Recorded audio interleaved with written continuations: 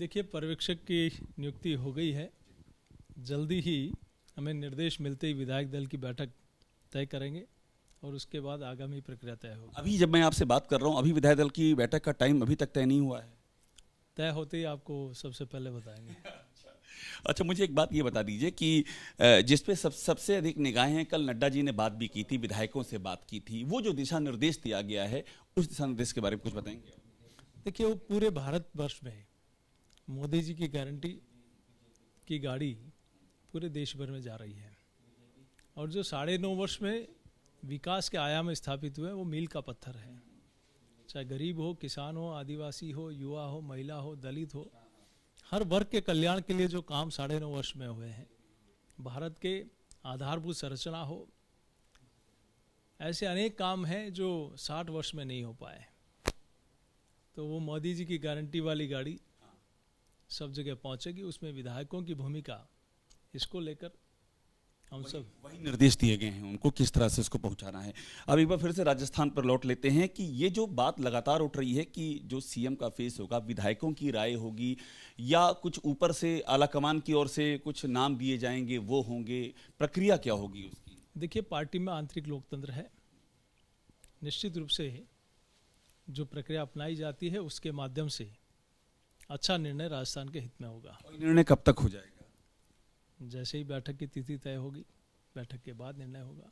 अच्छा, मुझे एक बात ये बता दीजिए कि क्या किसी तरह की दावेदारी की बात भी सामने आ रही है कि कोई दावेदारी भी कुछ लोग कर रहे हैं कि वो इस रेस में आ सकते हैं, आगे बढ़ सकते हैं? कोई रेस नहीं है, यहाँ संगठननिष्ठ लोग हैं, कमल के फूल के आधार पर जीत के आए हैं, मोदी जी की गारंटी के आधार पर जीत के आए हैं। तो जो शीर्ष नेतृत्व और पार्टी का आंतरिक लोकतंत्र, पार्टी की प्रक्रिया के तहत जो निर्णय होगा वो सबको स्वीकार्य होगा। आप इस बात पर अंडरलाइन कर रहे हैं कि मोदी जी के चेहरे पर और कमल के फूल पर जीत करके आए हैं, ये एकदम क्लियर है। मतलब ऐसा कुछ नहीं है कि कोई किसी व्यक्तिगत या किसी के भरोसे जीत करके आया हो। देखिए, कमल का फूल हमारे लिए, सबके लिए प्रमुख है और उसके लिए ही पार्टी के हजारों लाखों कार्यकर्ताओं ने अपना पूरा जीवन समर्पित कर दिया। कई लोगों ने कोई दायित्व नहीं लिया होगा, चुनाव नहीं लड़े होंगे, लेकिन एक विचारधारा के लिए, कमल के फूल के लिए पूरा जीवन खपा दिया। अभी भी बहुत 200 लोग चुनाव लड़े हैं, लेकिन हजारों कार्यकर्ताओं ने रात दिन खपा दी कमल के फूल के लिए। कमल का फूल ही मुख्य। एक बात मुझे और बता दीजिए, वसुंधरा जी 2 दिन रही हैं, अब यहाँ पर आई हैं। वसुंधरा जी का जिस तरह से नाम चर्चा में आया था, विधायकों का मिलना, वहाँ पर एक सिलसिला लगा था, ये जो पूरा हुआ था, इस पर क्या कहेंगे? देखिए, वो स्वाभाविक रूप से 2 बार मुख्यमंत्री रही हैं, पार्टी की माननीय राष्ट्रीय उपाध्यक्ष हैं, हमारी वरिष्ठ नेता हैं, तो सभी जनप्रतिनिधियों का, पार्टी के लोगों का मिलना स्वाभाविक है और उसमें कोई गुरेज नहीं। वो पार्टी के वरिष्ठ नेता हैं, उनसे सब लोग मिल रहे हैं। उसमें मैं सोचता हूँ कि सभी कार्यकर्ताओं से वर्षों से उन्होंने सांसद रहते हुए, मुख्यमंत्री रहते हुए, सबका अपना संपर्क है उनका, तो सभी कार्यकर्ता। इसमें कोई गुट जैसी या सीएम पद के लिए नाम प्रोजेक्ट करने जैसी बात नहीं है कोई? नहीं, मैं नहीं मानता इसको। अच्छा, अशोक गहलोत की ओर से ताना दिया जा रहा है कि आप लोग तय ही नहीं कर पा रहे हैं मेजॉरिटी आने के बाद भी कि कौन आपका सीएम होगा, ये जो देर लग रही है। आपको कितने दिन लगे गहलोत साहब तय होने में, और आपके मंत्रिमंडल के गठन होने में फिर कितने समय लगा? और आप अपना एलओपी तो तय कर लो, अपने परिवार की चिंता करो, भारतीय जनता पार्टी की चिंता मत करो। यहाँ मजबूत नेतृत्व है, मजबूत संगठन है, आपको हमारे परिवार की चिंता करने की जरूरत नहीं है।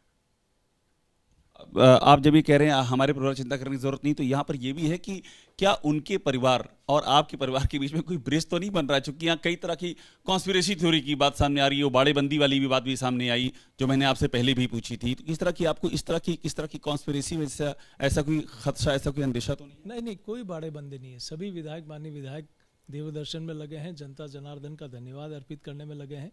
आपने देखा होगा कहीं पार्टी ने किसी को यहाँ किसी कैंपेन में या बाड़ेबंदी में नहीं बुलाया, सभी अपने अपने क्षेत्रों में है। सब लोग पार्टी, चूँकि पार्टी का कार्यालय सबके श्रद्धा का केंद्र होता है, तो सब लोग वहाँ मिलने आते हैं। तो बाकी सभी अपने क्षेत्रों में है और जब भी विधायक दल की बैठक नियत होगी, तिथि तय होगी, उस दिन सब लोगों को आमंत्रित। अंतिम सवाल आपसे, जिन्होंने सांसद पद से इस्तीफा दे दिया है, उनका क्या है? क्या वो यहाँ पहुँच चुके हैं? उनका आगे का क्या रहेगा? जब भी विधायक दल की बैठक होगी, निश्चित रूप से वो सब आमंत्रित रहेंगे और उस बैठक में भाग लेंगे। तो आप आखिर में कुछ टाइमलाइन बता सकते हैं कि कब तक ये हो जाएगा? अगले 24 घंटे में, 48 घंटे में? एक बेसिक अगर आप खाका दे दें। बहुत जल्दी जैसे ही हमें सूचना मिलेगी आपको सूचना बहुत जल्दी क्या गिरी बहुत शुक्रिया बात करने के लिए सीपी।